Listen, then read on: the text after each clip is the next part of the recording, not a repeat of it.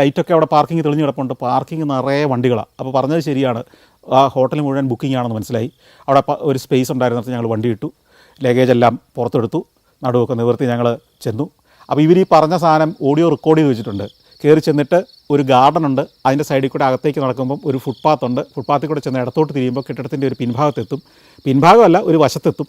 അവിടെയാണ് ഈ ബോക്സുകൾ വെച്ചിരിക്കുന്നത്. ആ ബോക്സിൽ നിങ്ങളുടെ റൂമിൻ്റെ ഇന്ന നമ്പറിലുള്ള ബോക്സിൽ ഇന്ന നമ്പർ കീ ചെയ്ത് കഴിഞ്ഞാൽ അതിനകത്തുനിന്ന് ലോക്ക് തുറക്കും.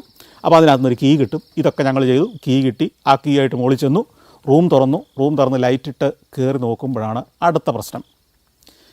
ഇന്നലെ രാത്രി ഇൻഡിഗോ ഹോട്ടലിൽ കിടക്കുമ്പോൾ ഞങ്ങൾക്ക് അവിടെ 2 കട്ടിലുണ്ടായിരുന്നു. ഇവിടെ ഒരൊറ്റ കിങ് സൈസ് കട്ടില, ഒറ്റ കട്ടിലേ ഉള്ളൂ.